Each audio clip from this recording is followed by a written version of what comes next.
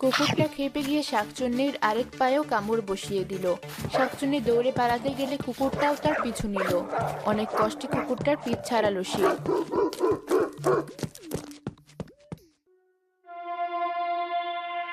একটুর জন্য প্রাণে বেঁচে গেছি আজ, নয়তো কুকুরটা তো আজ আমাকে মেরেই ফেলতো। আরে আমি তো উঠতে পারি, তাহলে বোকার মতো এতক্ষণ দৌড়ালাম কেন? ভয় মনে হয় আমার মাথায় কাজ করা বন্ধ করে দিয়েছি।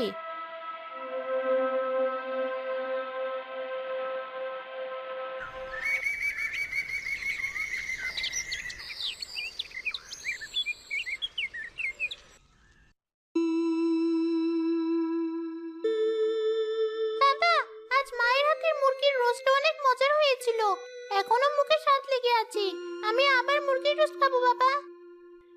আচ্ছা, কয়দিন পর আবার মুরগি কিনে আনবো, তখন খেও কেমন? আচ্ছা। মানুষরা মুরগির রোস্ট বানিয়ে খায়, আর আমি একটা কাঁচা মুরগিও খেতে পারলাম না। আমার পোড়া কপাল। এক মিনিট, আমার মাথায় একটা ভালো বুদ্ধি এসেছে।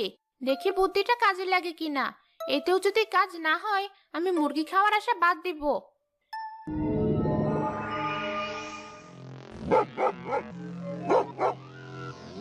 কি হলো? কালু এমন ঘেউ ঘেউ করছে কেন? সেদিনের মতো আবার কেউ মুরগি চুরি করতে আসেনি তো? গিয়ে দেখি তো। তুমি এলে অবশেষে। সে কখন থেকে তোমার বাড়ির সামনে দাঁড়িয়ে আছি, কিন্তু এই কুকুরটার ভয়ে যেতে পারছি না। ও আমার পোষা কুকুর, অপরিচিত মানুষ দেখলে এমন করে। এখন আমি চলে এসেছি, আপনার আর ভয়ের কিছু নেই। ভেতরে আসুন। আচ্ছা মা, চলো।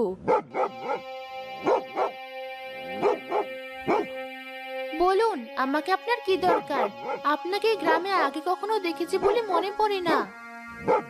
আমি অন্য গ্রাম থেকে তোমার সাথে দেখা করতে এসেছি বড় আশা নিয়ে। তুমি আমাকে ফিরিয়ে দিও না। আগে বলুন তো আপনি কি চান? তুমি যে মানুষ হিসেবে কত ভালো তা শুধু এই গ্রামের মানুষ না, অন্য গ্রামের মানুষরাও জানে। আমি বুড়ি মানুষ, দুমুঠো ভাত জোগাড় করতে হিমশিম খেয়ে যাই। তাই বড় আশা নিয়ে তোমার কাছে দুটো মুরগি চাইতে এসেছিলাম। মুরগি দুটো পেলে ঠিকভাবে বড় করে ওদের দিয়ে বাচ্চা ফোটাতে পারলে আমার আর কোনো অভাব থাকতো না। ও এই কথা, আপনি একটু অপেক্ষা করুন, আমি এখনই আসছি।